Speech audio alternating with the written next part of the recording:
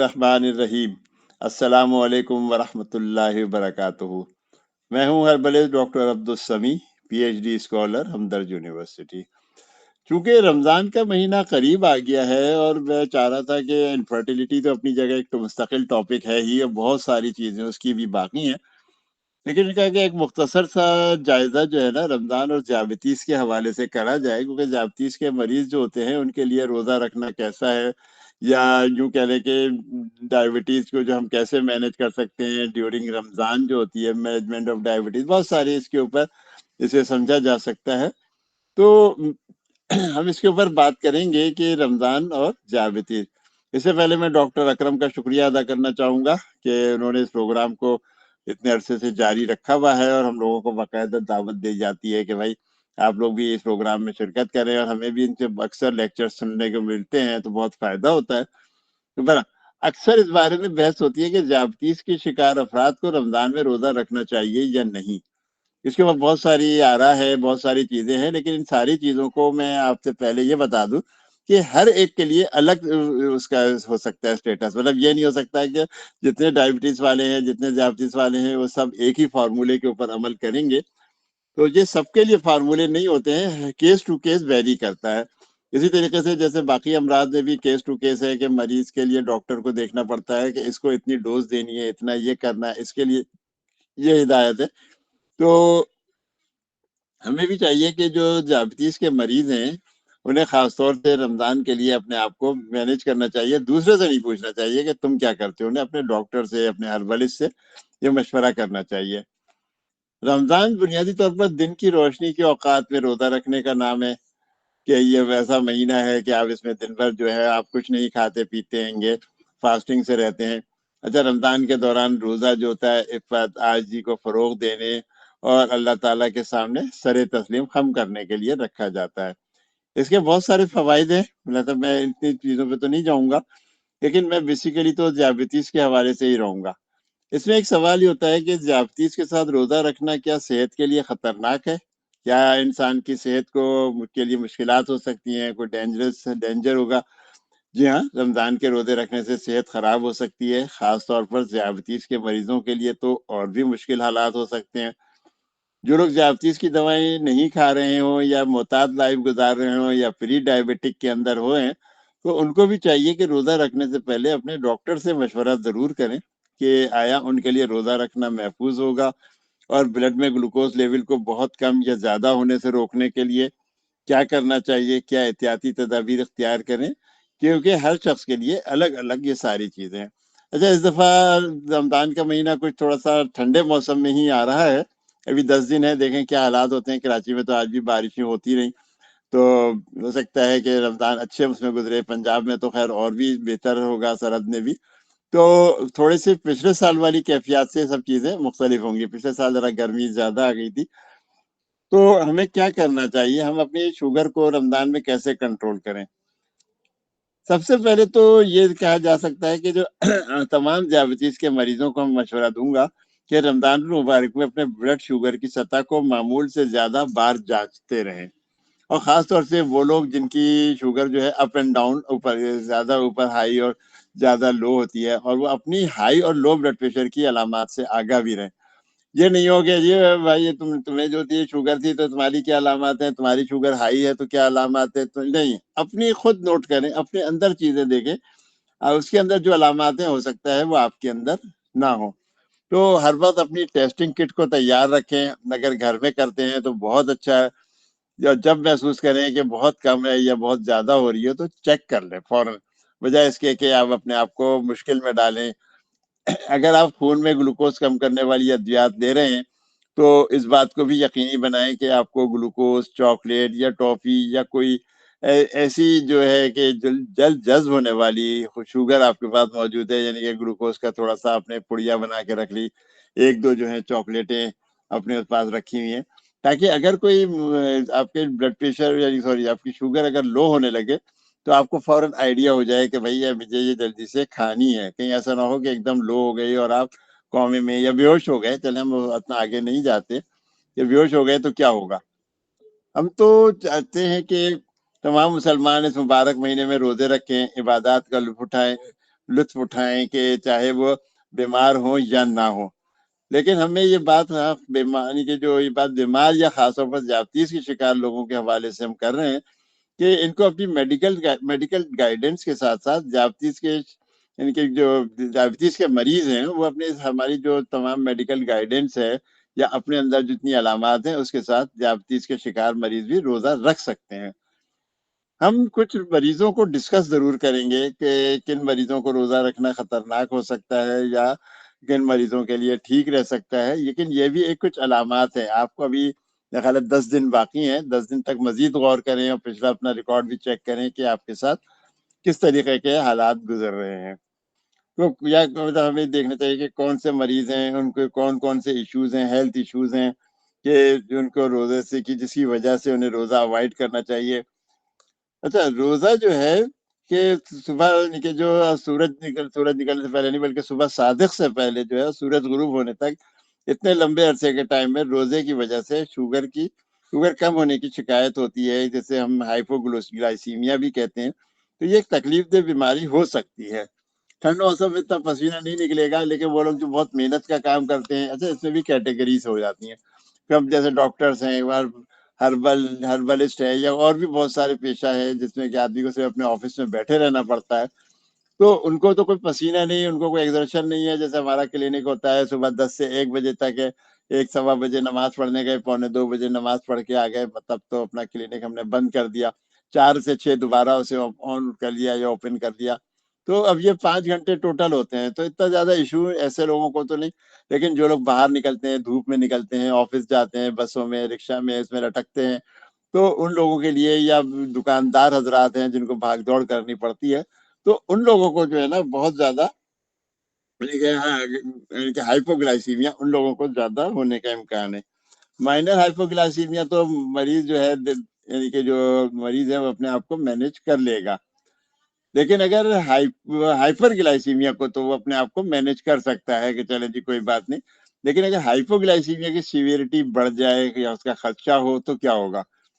इसकी मिसाल हम यूं दे सकते हैं कि अगर किसी की भी ब्लड शुगर जो है दोपहर में 12 बजे के आसपास 70-80 हो गई और अभी उसे 6 से 7 घंटे उसको मजीद गुजारने हैं, तो मेरा मशवरा तो यह है कि उसको रोजा तोड़ देना चाहिए, क्योंकि 70-80 है और उसके बाद एकदम से कम हो जाएगी। और अगर वो एक्टिव है, नहीं कि कहीं से आना जाना है, कुछ है कि बाहर बाजार में भी जाना है और पकौड़े भी तलवाने हैं और ये सामान भी लेके आना है या बसों रिक्शाओं के पीछे दौड़ना है, तो ऐसे शख्स को अपना रोजा वो तोड़ देना चाहिए।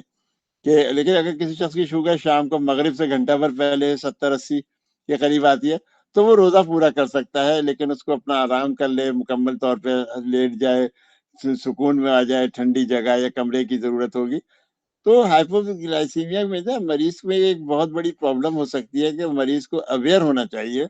अगर वो नॉन अवेयर है कि वो मरीज, तो ऐसे मरीज को चाहिए कि रोजा रखने से पहले ऐसी अवेयरनेस हासिल करे, अपनी दवा और ग़िज़ा को बाकायदा ख्याल रखे। क्योंकि जल्दी में यानी रोजा रखते वक्त खास तौर से ऐसा होता है शुगर के मरीज को कि जी अगर फर्ज करते हैं जैसे हमारे यहाँ मेरा ख्याल है 5:40 या 38-35 होगा, जो भी कोई टाइम होता है, तो उस वक्त अगर देर से उठी, आंख खुली 5:15 के बाद, 5:30 बजे आंख खुली, अब क्या करे वो? अब उसे ढंग से खाना तो खाया नहीं, उसे इंसुलिन भी लगानी है, उसको दवाएं भी खानी है उसको। तो फिर खतरा क्या हैगा कि ऐसा वक्त मरीज जो है ना उसकी शुगर जो है ना लो हो सकती है, क्योंकि सहरी तो उसने ढंग से प्रॉपर तरीके से नहीं खाई है, तो उसका शुगर लेवल हमेशा कम होगा। क्योंकि अगर किसी को गुर्दे की या जिगर की भी बीमारी है, तो उसको भी चाहिए कि शुगर को अपनी बाकायदा चेक करे, क्योंकि ऐसे मरीज को भी हाइपोग्लाइसीमिया हो सकता है। ऐसे मरीज जिनको सीवियर हाइपोग्लाइसीमिया है और उनको अपने डॉक्टर से या किसी ऐसे शख्स को फिर मालूम होना चाहिए या अपनी जॉब पर भी लोगों को पता होना चाहिए कि जो उसके मतलब ऐसा शख्स जरूर हो कि जो उसको मॉनिटर रख सके। कि ऐसे शख्स को अगर रोजा रखने की ज्यादा ही ख्वाहिश है तो उसको रमजान से 1 महीना पहले ही से अपने आप को मॉनिटर करना होगा। मॉनिटर तो 1 महीना पहले हम आमतौर पर कहते हैं, लेकिन क्योंकि प्रोग्राम थोड़ा देर से हो रहा है, लास्ट भी फ्राइडे में मौजूद नहीं था तो नहीं हुआ, वरना इससे पहले था। लेकिन अभी भी 10 दिन है, तो अपनी दवा और अपनी ग़िज़ा का चार्ट बना लेंगे, ठीक है। उसके अलावा जिन लोगों की बहुत ज्यादा शुगर रहती है, जबकि यानी कि कहना चाहिए कि गर्मी का इतना सीजन तो नहीं है, लेकिन फिर भी थोड़ी सी गर्मी तो शुरू हो ही चुकी होगी, تو اگر کوئی مریض جو ہے ابھی کسی بیماری سے، کیونکہ آج کل نزلہ، کھانسی، فلو، ایڈینو وائرس خاص طور سے کراچی کے اندر تو بہت ہے، باقی جگہ بھی سب مریض ہیں، تو ویکنیس اور کمزوری تو اس کی وجہ سے ہو رہی ہے، جو یا کسی کی کوئی سرجری ہوئی ہے، ہارٹ ایشو ہے، تو یہ سب کو بہت محتاط طریقے سے روزے رکھنے ہوں گے۔ منع ہم کسی کو نہیں کر رہے، سب رکھ سکتے ہیں، لیکن ہیلتھ کے اوپر کوئی سمجھوتا نہیں ہوگا۔ اس کے لیے آپ کو اپنی معلومات پوری رکھنی ہے کہ کتنے طریقے سے کیا ہو سکتا ہے، کیا کھانا ہے، کب نہیں کھانا ہے۔ یا جن کا بائی پاس ہوا ہے یا اسٹنٹ ڈالا گیا ہے یا شوگر کے مریض بھی ہیں ساتھ ساتھ، تو ان کو بہت زیادہ احتیاط کے ساتھ ہی روزے رکھنے کی اجازت ہونی چاہیے۔ یعنی جن کو ہائپوگلائسیمیا ہوگا یا بہت زیادہ ہائپر گلائسیمیا کی ٹینڈنسی رہتی ہے، تو ان لوگوں کو روزہ اوائڈ ہی کرنا چاہیے۔ جبکہ اگر سحری کے 2 گھنٹے بعد یا ظہر کے بعد افطاری سے 2 گھنٹے پہلے اپنی شوگر ضرور چیک کرتے رہیں۔ سحری کے پہلے 2 گھنٹے بعد دیکھنے کتنی ہے، پھر ظہر کے آس پاس 12-1 بجے کے قریب چیک کریں، اور افطاری سے 2 گھنٹے پہلے، تاکہ اگر کوئی ایسی چیز ہوتی ہے تو وہ ریسٹ کر لیں۔ اچھا، ذیابطیس کے مریض کو روزہ رمضان سے پہلے اور کون کون سی باتیں کلیئر کر لینی چاہیے؟ سب سے پہلے تو رمضان کو اسٹارٹ ہونے سے پہلے، یعنی کہ جتنی بھی دن باقی ہیں، 10-15 دن، 5 دن، تو ان کو اپنی HbA1c ہے، فاسٹنگ ہے، کڈنی ٹیسٹ بھی کرا لینا چاہیے، یا اگر ہارٹ کے حوالے سے بھی کوئی چیک اپ ہو جائے تو بہت اچھا ہے۔ کیونکہ تمام یہ جتنے مریض ہیں، ان سے میں یہی کہتا ہوں کہ ڈاکٹر صاحب، میں نے مطلب مریض کو اکثر مریض وہ پوچھتے ہیں نا کہ میں نے پچھلے سال بھی تو روزہ رکھا تھا، جبکہ ایک سال میں کیا کچھ تبدیل ہو گیا یہ اس کو نہیں معلوم۔ مجھے تو کچھ بھی نہیں ہوتا، میں تو بالکل ٹھیک ہوں، میں فرسٹ کلاس ہوں، میں اچل رہا ہوں۔ اب ایک صاحب ہیں، ان کی شوگر اچھی خاصی بڑی رہتی ہے، وہ کہتے ہیں نہیں مجھے تو کچھ نہیں ہوا۔ بھائی، اللہ کا شکر ہے نہیں ہوا، لیکن اگر ہوگا تو کیا ہوگا؟ کیونکہ یہ سب چیزیں ایک دم سے پھر نمودار ہوتی ہیں، ایک دم سے آدمی پھر پریشان ہوتا ہے کہ تو یہ کیا ہوا۔ تو میں یہ کہتا ہوں کہ یعنی کہ کہنا چاہیے کہ انتہا پسندی نہیں ہونی چاہیے۔ ہو سکتا ہے کہ اس سال 34 کنٹرول میں رہی ہو، یا پچھلے سال کنٹرول نہیں تھی، اب کنٹرول میں ہو، تو آپ اپنا روزہ رکھ سکیں۔ لیکن پری روزہ چیک اپ سے آپ کافی اچھے سے روزہ رکھ سکتے ہیں، یعنی کہ ابھی بھی کچھ نہیں بگڑا۔ HbA1c اپنی ضرور کروا لیں کہ مجھے کیا ہے، پچھلے ریکارڈ میں دیکھیں کہ کتنی بڑی بھی رہتی تھی، کتنی تھی۔ اچھا، اس میں اور مختلف قسم کے رسک ہو سکتے ہیں۔ سب سے پہلے تو ہمیں جو ہے نا ہائپوگلائسیمیا یا ہائپوگلائسیمیا اور ہائپر گلائسیمیا کے بارے میں چیزوں کو معلوم ہونا چاہیے کہ 15 گھنٹوں کی جو فاسٹنگ ہے، اور جس میں آپ پورا دن نہ کچھ کھا سکتے ہیں نہ پی سکتے ہیں، تو جس کی وجہ سے ذیابطیس کے مریضوں میں نے جو ہے نا بہت زیادہ ایک دم لو یا ہائی ہونے کا خطرہ ہوتا ہے۔ اس میں ایک اور احتیاط ہے کہ پورا کھانا ہے۔ جیسے اکثر لوگوں کا مزاج ہے کہ سحری آخری 10-15 منٹ پہلے ہی اٹھتے ہیں، اور ترتیب سے، یعنی کہ ڈاکٹر کی ادویاتی جو ہدایات ہیں اس کے مطابق جلدی جلدی نہیں کر پاتے ہیں کہ بھائی دوائیں بھی کھانی ہے، یہ بھی کرنا ہے، تو جلدی کی وجہ سے نہیں کھایا جا رہا ان کو۔ تو اب یہ کیا کریں اب اس کے لیے کہ اذان بھی ہو گئی، اب جو کھانا ہے یہ سحری جو پراپر نہیں ہوئی تھی، جس کی وجہ سے ہائپوگلائسیمیا کا خدشہ ہوگا۔ اگر جا کے اور گرمی ہو گئی ہے تو اس کی وجہ سے ان کو جو ہے ڈی ہائیڈریشن بھی ہوگی۔ اب افطاری کے وقت خوب بھوک لگتی ہے، تو جو سامنے اور جتنا بھی ہوتا ہے وہ سب کھانے لگتے ہیں، جیسے میٹھا بھی ہوگا، شربت ہے، مٹھائی ہے، سموسے، پکوڑے، سب کچھ ہے، سب کچھ اس طرح۔ اچھا، ایک چیز اور بھی ہے، لوگ عموماً شام کے وقت میں، ہمارے ایک رواج ہے کہ رمضان اور پکوڑے اور سموسے اور رول اور ان چیزوں کو ہم نے لازمی ملزوم کر لیا۔ ہم یہ جتنی چیزیں کھاتے ہیں اس سے اور زیادہ خشکی بڑھتی ہے، بعد میں آپ کو پیاس ہی زیادہ لگے گی۔ تو میرا نہیں مشورہ ہے کہ آپ کو اتنی زیادہ یہ ساری چیزیں اس طرح کھانی چاہیے۔ تو اب میٹھا، شربت اور یہ کرنے سے کیا ہوگا کہ آپ کو جو ہائپو گلائسیمیا دن بھر رہا تھا، اب وہ ہائپر کا ایک دم سے ہائپر گلائسیمیا میں تبدیل ہو جائے گا۔ تو یہ دونوں چیزیں نا آپ کے لیے بہت خطرناک ہیں، یعنی کہ ڈائبٹک مریض، ڈی ہائیڈریشن، ہائپو گلائسیمیا اور ہائپر گلائسیمیا، تو اب یہ سب ایک دم سے رسک ہوتے ہیں جو ہمیں فیس کرنا پڑتا ہے۔ اچھا، رمضان میں جو ہے سحری میں لوگوں سے کھایا بھی نہیں جاتا کہ صبح صبح ایک دم آنکھیں ملتے ہوئے اٹھے، اور کیسے کھائیں گے؟ تو اکثر جو ہے دیر سے اٹھنے کی وجہ سے تو کم کھاتے ہی ہیں۔ تو اب انسولین کی خوراک ان لوگوں کو کم کر دینی چاہیے، بلکہ ان کو انسولین جو ہے ڈاکٹر سے پوچھنا چاہیے، کیونکہ اب آپ نے کھانا تو کم کھایا، انسولین آپ پوری لگا رہے ہیں، 10 منٹ پہلے اٹھے، انسولین بھی لگانی ہے، کھانا بھی کھانا ہے، تو یہ سب کچھ کیسے ہوگا؟ تو یا تو اگر 24 گھنٹے میں ایک دفعہ ہی لیتے ہیں تو اپنی انسولین کو شام کے ٹائم کر دیں، لیکن پھر وہی بات ہے کہ اپنے ڈاکٹر سے ضرور مشورہ کر لیں کہ بھئی میں جو انسولین کی خوراک جو ہے صبح میں جو ہے میں کم کھانا کھایا ہے، تو مجھے کم اس میں انسولین کتنی لگاؤں، یا زیادہ کھانا ہے، ٹائم ہے ابھی 1.25 گھنٹہ ہے تو مجھے اتنی لگا لینی چاہیے. تو یہ ہمیں کرنا چاہیے. ٹیبلٹ بھی اسی طرح، ٹیبلٹ بھی انسولین کے علاوہ کہ اگر آپ نے کم کھایا ہے تو اپنی ٹیبلٹ اس کو اسی حساب سے پھر رکھوائیں. اور افطاری میں کیونکہ سب کھاتے ہیں، سب کچھ کھا جاتے ہیں جو بھی کچھ ٹیبل پہ موجود ہوتا ہے، اس لیے افطاری میں نارمل انسولین یا مکمل دوا، مکمل ڈوز یا پھر زیادہ کر دی جاتی ہے کہ تاکہ یہ جو ہے نا ہمیں آسانی ہو جائے. اور اس کے بعد ہی چیک کر لینی چاہیے. لیکن افطاری میں کھانے سے ایک فائدہ کیا ہوگا کہ آپ کو پاس آپشن ہے کہ آپ کچھ کھا پی سکتے ہیں، کم زیادہ کر سکتے ہیں. دن کے اندر تو یعنی کہ سحری کے وقت میں تو آپ یہ سب کام نہیں کر سکتے. تو جن کا بھی ایسا ہو کہ جس دن انہوں نے زیادہ لیا انسولین اور کم کھایا تو سحری کے 2 گھنٹے کے بعد بھی اس کو چیک کر لیں. شروع کے جو چند دن ہوتے ہیں، 5-10 روزے، تو آپ کو لازماً یہ سب کچھ کام کرنا چاہیے تاکہ آپ کو پتہ چلے کہ آپ کہاں پہ کھڑے ہوئے ہیں. نارمل دنوں میں صبح کا ڈوز زیادہ ہوتا ہے اور شام میں کم ہوتا ہے، عام طور پر یہی پریکٹس رہتی ہے. لیکن رمضان المبارک کے مہینے میں صبح کا ڈوز کم اور شام میں زیادہ کرایا جاتا ہے. جبکہ ٹائپ 2 میں بھی تقریباً یہی ہوتا ہے کہ ہم اپنے آپ کو مینج کرتے رہیں. اچھا، کیا ممکن ہے کہ کسی شخص کو ڈائٹ چارٹ بنایا جائے، اس پر عمل کرے؟ ممکن ہے، وہ یہ ناممکن ہوگا کیونکہ ایسا ہوتا نہیں ہے. کیونکہ افطاری کے وقت ہاتھ روکنا بہت مشکل ہوتا ہے. بھوک بھی لگ رہی ہوتی ہے، سب کھا رہے ہوتے ہیں، شربت ہے، کھیر ہے، حلوہ ہے، چاول، فروٹ چاٹ، کوئی کیسے چھوڑتا ہے کہ خوب کھجوریں بھی 4 کھا لوں میں اور اس کے ساتھ یہ بھی کر لوں. تو دن بھر تو شوگر لیول نارمل ہے، لیکن رات کو وہ 300 سے 400 بھی ہو سکتا ہے. اب یہ سب لوگ ہی جانتے ہیں کہ اب ان کو کیا کھانا چاہیے اور کیا نہیں. لیکن عمل نہیں ہوتا. مطلب لوگ اکثر کہتے ہیں ہمیں چارٹ بنا دیں. میں نے کہا بھائی اصول یاد کرو، اصول کے اوپر عمل کرو. چارٹ کے اندر جی آپ نے یہ چیز تو لکھی نہیں تھی، آپ نے تو ہمیں کچھ بتایا ہی نہیں تھا، آپ نے تو ہمارے ساتھ یہ بھی. تو یہ چیزیں جو ہے نا آپ کو اپنے اصول سمجھیں. اپنی صحت سے کیا کہنا چاہیے، کھلواڑ ایک لفظ سنتے رہتے ہیں بھیا، کہ اس قسم کی چیزیں اپنی صحت کے ساتھ تو نہ کریں. اپنی شوگر لیول کو ہر طریقے سے نارمل رکھنے کی کوشش کریں، کیونکہ چارٹ بنانے کے بعد بھی آپ نے عمل تو کرنا نہیں ہے. آپ ہم سے معلوم کر سکتے ہیں کہ چارٹ معلوم کرتے ہیں لوگ ہم سے کہ کوئی چارٹ دے دیں. کسی سے پوچھو کتنی شوگر رہتی ہے، بس تھوڑی سی زیادہ، تھوڑی سی زیادہ کتنی، بس 120 تو نارمل ہے، ہماری 20 چیزیں نہیں 150 تک رہتی ہے. اب کیا سمجھائیں کہ بھائی آپ کو جو ہے اسے 100 کے اندر رکھو تاکہ یہ آپ کے لیے بہتر ہے. اچھا، ایکسرسائز بھی جو ہوتی ہیں جیسے ہیوی ایکسرسائز ہے وہ رمضان کے اندر خاص طور سے صبح میں تو بالکل نہیں کرنا چاہیے. ایکسرسائز کریں اب شام کو عصر کے وقت کریں یا رات کو تراویح کے بعد کریں یا اسکپ کر دیں. جبکہ واک کی حد تک تو سب کر لینا چاہیے. یعنی کہ واک کریں تو اکثر ہوتا ہے جم جانا ہے تو فجر کے بعد جا رہے ہیں.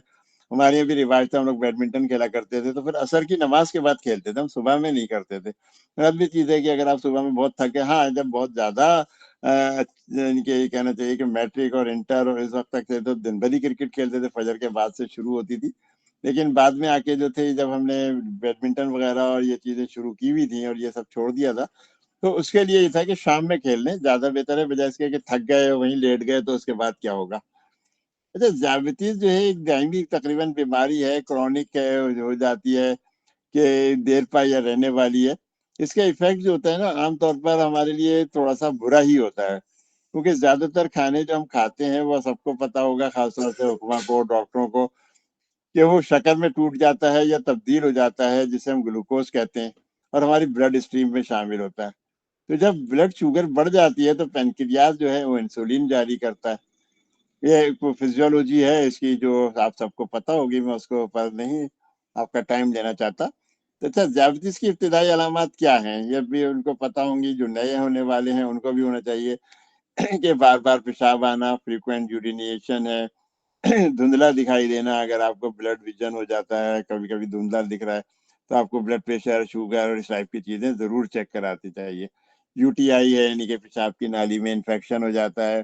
ڈرائی ماؤتھ ہے کہ منہ کا بہت زیادہ خشک رہنا یا بدن پر خارش یا کھجلی ہوتے رہنا. ایچی اسکن جسے ہم کہتے ہیں گے، ڈرائی اسکن ہو گئی، ایچی اسکن ہو گئی ہے کہ اچھا، ضرورت سے زیادہ پیاس، بہت زیادہ پیاس بڑھ گئی ہے، ہر وقت پیاس ہے، منہ خشک رہتا ہے، تو یہ بھی ایک تھوڑا سا غلط اس میں ہے.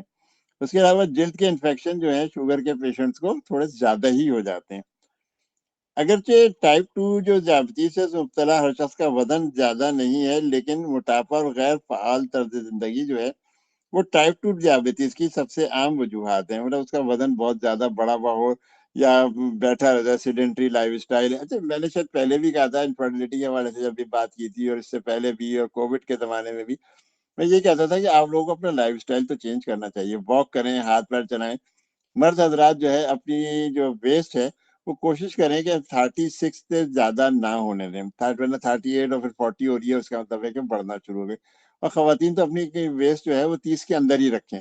जितना अच्छा ये काम करते हैं, इसका मतलब है कि वो अपने आप को बहुत ज्यादा सेहतमंद रख सकते हैं, अपनी वॉक करके, हाथ पैर चला के।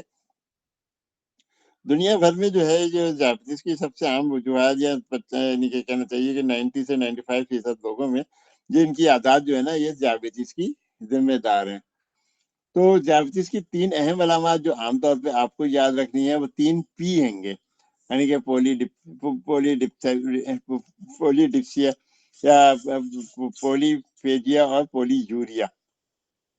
ये वो इस्तिलाहात हैं कि हम इनको बिलतरतीब प्यास, पेशाब और भूख में इजाफे के लिए इस्तेमाल होती हैं। और ये तीनों पी अक्सर जो है होता है, लेकिन हमेशा नहीं होता, एक साथ ही पाए जाते हैं। तीनों चीजें होती हैं, हर एक के अंदर है कि उसको प्यास बहुत ज्यादा लगती है, उससे पेशाब बहुत ज्यादा आता है, भूख में इजाफा हो जाता है। तो इसको जो है ये चीजें देखनी चाहिए, लेकिन जरूरी नहीं है कि हर एक शख्स में तीनों ही हो, किसी में कोई एक भी हो सकती है। बाकी डायबिटीज की कुछ और अलामत हैं, जैसे बहुत ज्यादा पेशाब करना, रात को प्यास का बहुत ज्यादा लगना, वेट गेन या वेट लॉस, दोनों चीजें हो सकती हैं। कोई एक एक उसका वो नहीं होता। उसके अलावा हमें कोशिश के बगैर, मतलब कोई भी शख्स ऐसा है कि बगैर कोशिश के उसका वजन कम हो रहा है, ये ज्यादा हो रहा है, तो फिर ये एक प्रॉब्लम हो सकती है कि आपने कोशिश तो नहीं की थी बढ़ाने की, फिर भी बढ़ रहा है। या कम करने की कोशिश तो नहीं कर रहे, लेकिन उसका वजूद ही वजन आपका गिरे जा रहा है। या अगर ये चीजें बढ़ती जाएं तो बसारत का कमजोर होना, धुंधला नजर आना, या हाथ पांव दोनों का या एक का सुन हो जाना, बेहिस होना, झनझनाना, झनझना रहे हैं जी, हाथ झनझना रहे हैं, तो आपको चेक कर लेना चाहिए। तो यार जिसको को शुगर तो नहीं है, हमें हमें शुगर तो नहीं है, हम तो सब मीठा खाते हैं, हमारे जख्म ठीक हो, या फिर भी चेक करा के रखो। इन चीजों का आजकल कोई पता नहीं हो रहा होता। तो बहुत ज्यादा अपने आप को थका हुआ महसूस होना, कि कोई कट लग जाए, जख्म हो जाए, या रात जो है दानों का कोई देर से ठीक होना, ना तो फुट अल्सर वगैरह लोगों को ऐसे में बहुत होते हैं जिनकी शुगर हाई रहती है। तो जब हम सेहतमंद होते हैं ना, तो हमारा लबलबा या पैंक्रियास ठीक ठीक काम कर रहा होता है और इंसुलिन जारी करता है। डायबिटीज कब होती है? जब दर्ज दिल में से कोई भी एक वाक़या होने लगे, यानी कि कोई भी एक एक वजह इस मामले में होती रहे कि आपका यानी कि जो फंक्शन जो है सुस्त हो जाए या खत्म हो जाए, या आपका पैंक्रियास को इंसुलिन नहीं बनाता, तो आपका लबलबा या कम पैंक्रियास जो है कम इंसुलिन बनाता है, या हमारे जिस्म जो है वो इंसुलिन को रेस्पॉन्ड नहीं करता है। तो ये सारी चीजें हैं। मैं इंशाल्लाह नेक्स्ट वीक भी इसमें से बहुत सारी चीजें बात करूंगा। आज के लिए इतना ही काफी है। बहुत शुक्रिया डॉक्टर अकरम।